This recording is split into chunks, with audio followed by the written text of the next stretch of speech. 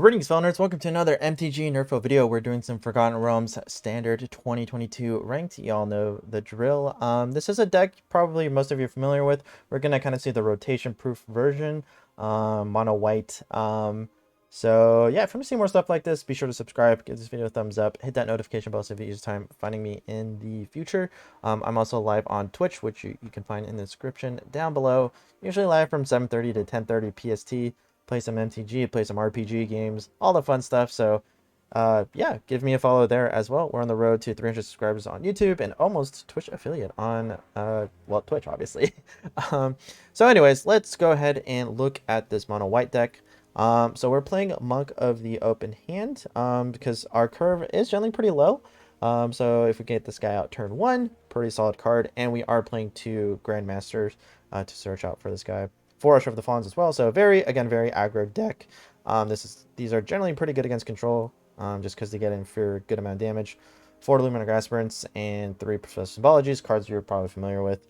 4 Elite Spellbinders, no surprise there. 2 Mollusk Skyclaves, just to give another creature flying potentially. I am running Nadaar. We're not super heavy into venturing, but I think he's just a solid card all around.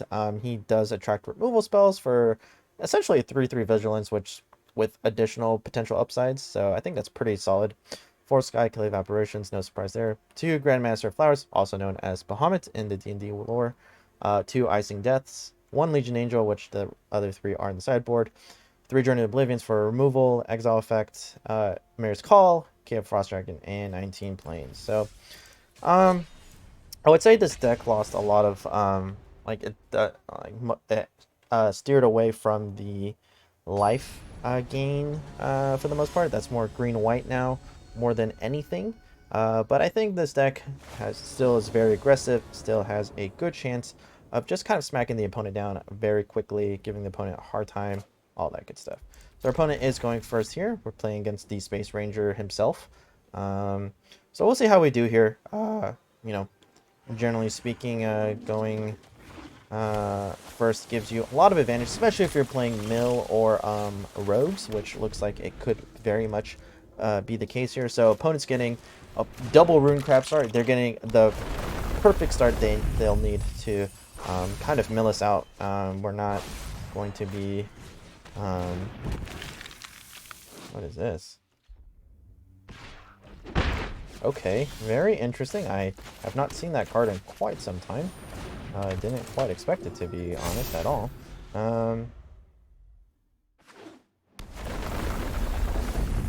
Okay, so this will be a 3/4. Wow, what a fascinating start and turn from our opponent. Looks like they have another removal spell. Wow, okay, so they've just played everything that they could. So we're gonna see if we can slow them down just a little bit here. I'm actually going to you know what? That's fine. You can go ahead and equip. I can take damage here. I don't think I want to mill particularly that much, so it's an interesting way to make Rune Crab very aggressive all of a sudden, which I do find to be a little humorous, but it should be okay for the most part, I would imagine. No blocks. None at all. Okay, so we're drawing lands. That's fine with me.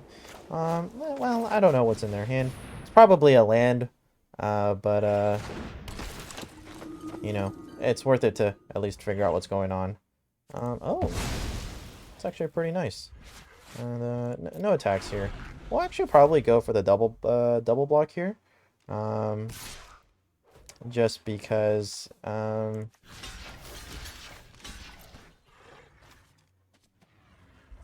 he does have to launch the Malachur Rebirth. I'm totally okay with that.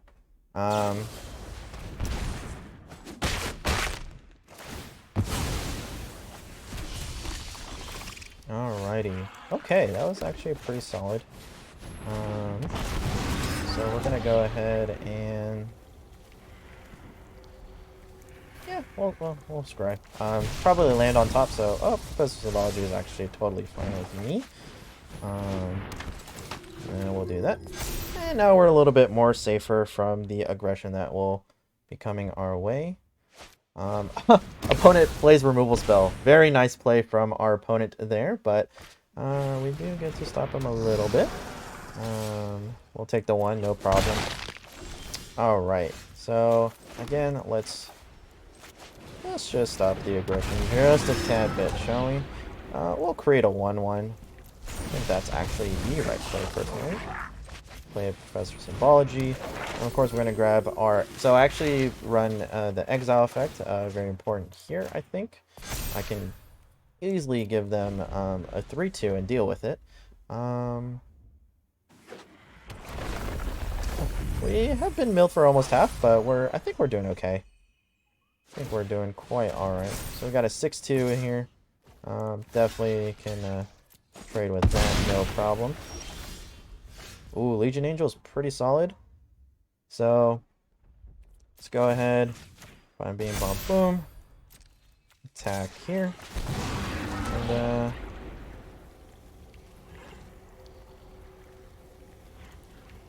And we'll drain. I don't think putting an extra counter is going to particularly do anything right now. Alrighty. And we'll play a Legion Angel. Alright, I think we got this one in the bag. So, even if he draws a land, it's not a whole lot he can do here. Alright, so we do beat an interesting version of Mill. Like, Mill, Graveyard, Landfall, Recursion stuff. Very interesting. I don't know. I think you could still play Dimir Rogues to my knowledge. And they got... I would say they got more support technically with the new creature and the rogue class. Like, yeah, there's some solid cards. And you're playing most of your cards from Mill. I mean, you do definitely lose the Thieves Guild Enforcer, which was, like, considerably recognizable, but yeah. We're gonna go ahead and keep this. Turn 2, turn 3, and a turn 4 play. That's pretty solid if you ask me. Alright.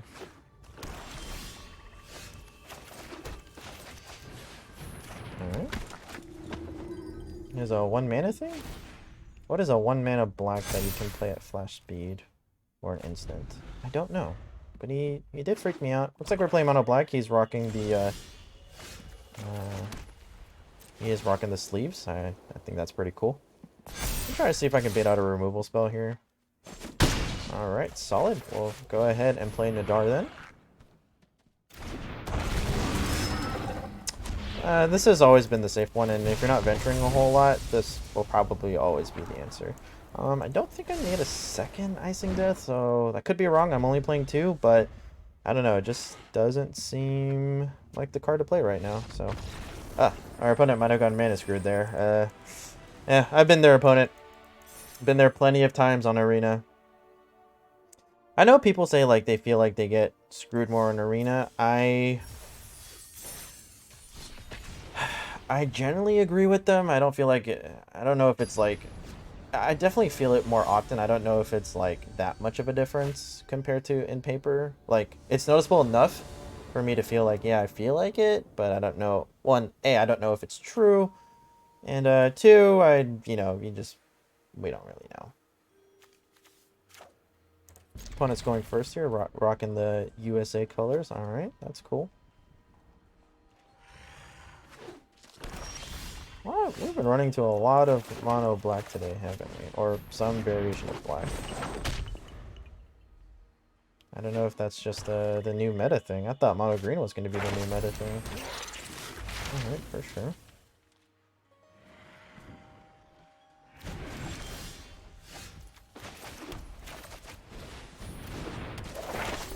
I don't think Reduce to Memory is going to help us all that much, but might as well, right? Looks like we are going to lose Professor Symbology. That is a little sad, but... Oh, no, he wants to go dig for a land. Wants to dig for that forest that he didn't have. That makes sense. I imagine... I imagine Nadaar's a safe play. I definitely want to scry here. Definitely don't want to pick up another land, which the game was going to give me. So my intuition was correct. Generally, when you get flooded, you'll kind of continue for the most part.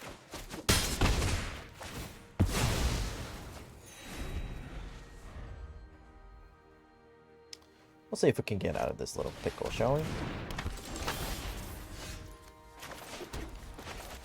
Alright. So we'll just get super aggressive here. I imagine he wants to keep the Sedgemoor, which is why I'm totally okay attacking with it. Oh! That is very shocking to me. Definitely did not expect that. So he must have another one in hand is my speculation. I was correct on that speculation. So this is actually an easy play. I'm going to remove that. Definitely pay the free life here. And I always say in MTG, you want to kind of split your threats out. He wants to trade with this little goblin that I got for free. That's cool with me. Cool.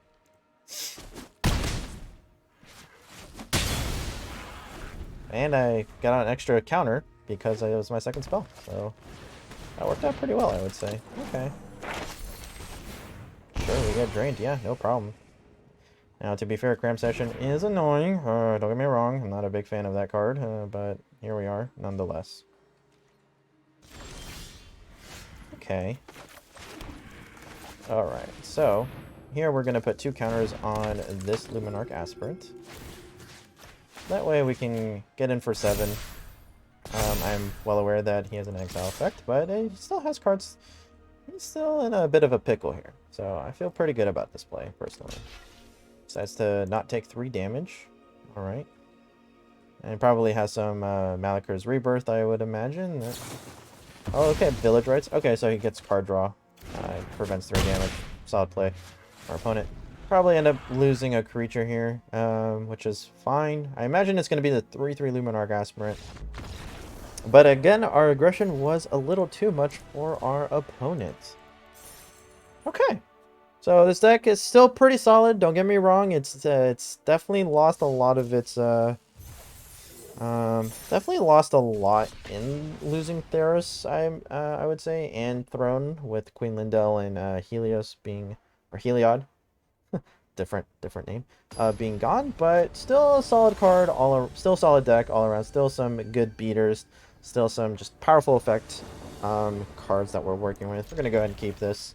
That's a very easy keep for me. Turn 1, turn 2 plays, and potentially a Skyclave Apparition, so feel pretty good about this one.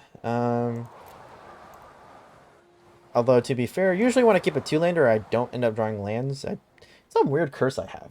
It's like the game knows that I have this curse, which is why Nadaar's kind of been a welcome addition to this deck.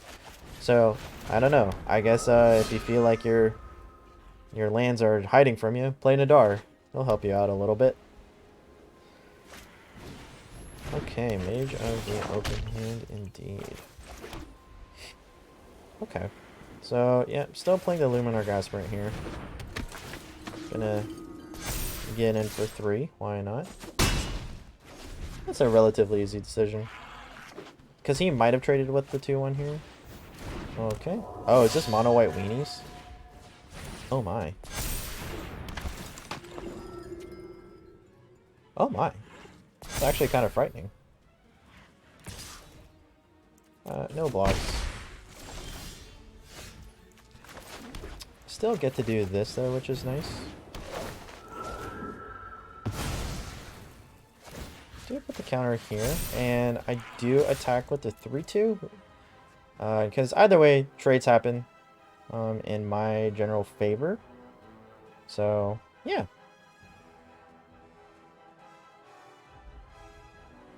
And then once we get the second Luminarch Aspirant, we probably just kind of outrun our opponent a little bit there. So, I feel pretty good about this play. He could have a Skyclave Apparition right now. That usually tends to be the case in a 3-drop turn. Is the Elite Spellbinder instead. Probably lose our Luminarch Aspirant here. Bit of a shame, but still fine nonetheless. Oh, yeah. Oh, okay, he didn't like a Grandmaster. I don't think that was the correct pick, seeing that I didn't have a 4th land and I'm not guaranteed to draw it, but decided it was dangerous enough anyway. Alright.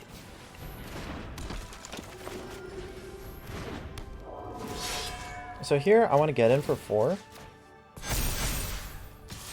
Just to guarantee the damage. Yeah, I think Grandmaster of the Flowers Bahamut was the wrong play personally, but oh, okay, takes 1 less damage. Solid play.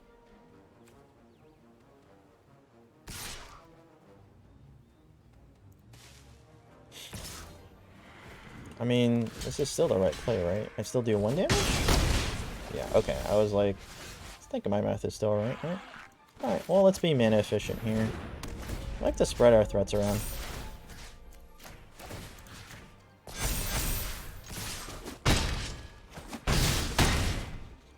Oh, I mean, you'd be at 2 and not 5, so it is very different numbers. Okay, sure. Yeah, he sees what I already have. No problem there.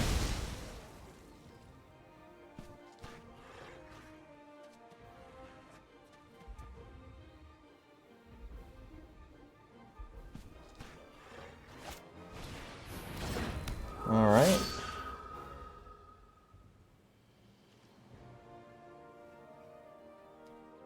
Yeah, so I kind of decide when the crackback is not worth it.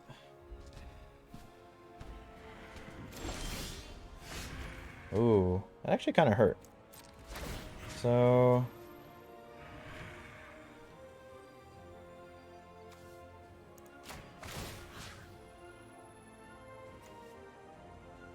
I think, like...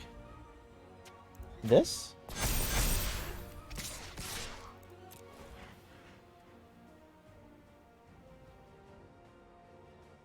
Either way, it's in our favor.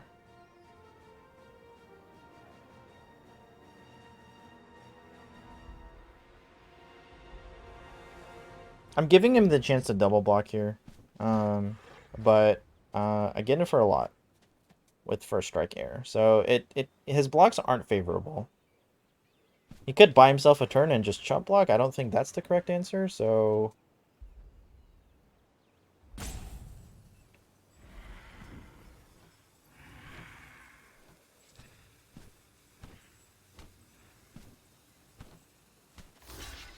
Okay, he decides to... I don't think he realizes how first strike works, but I'm gonna let him... Okay. Alright, opponent. I mean, I don't think that's the wisest move, because you just lose everything.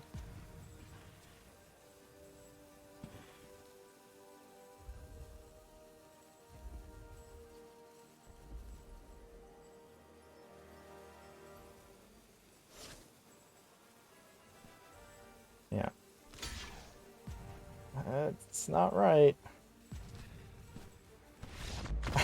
Okay, I think our opponent realized with first strike that the odds were not in his favor. So, all right, that's a pretty solid deck all around. It's still very aggressive. I think Nadaar is there to also help us out a little bit with the scry ability, usually for the most part. So honestly, you could see him as a 3/3 vigilance scry, and that's pretty solid in my opinion. So hope you guys enjoy that. Again, if you're still here and you haven't subbed, that means you enjoyed my video, so you should consider subbing, liking this video, follow me on Twitch, all that good stuff.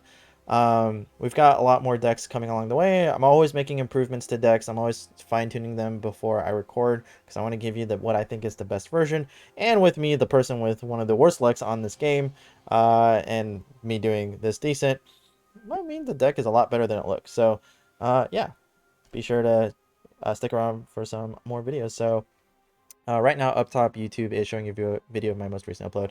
Right below that is a video that YouTube thinks you specifically like, so go ahead, check those videos out, explore the channel, please. Yeah, thank you all so much for watching. I'll see you for the next Nerdfill.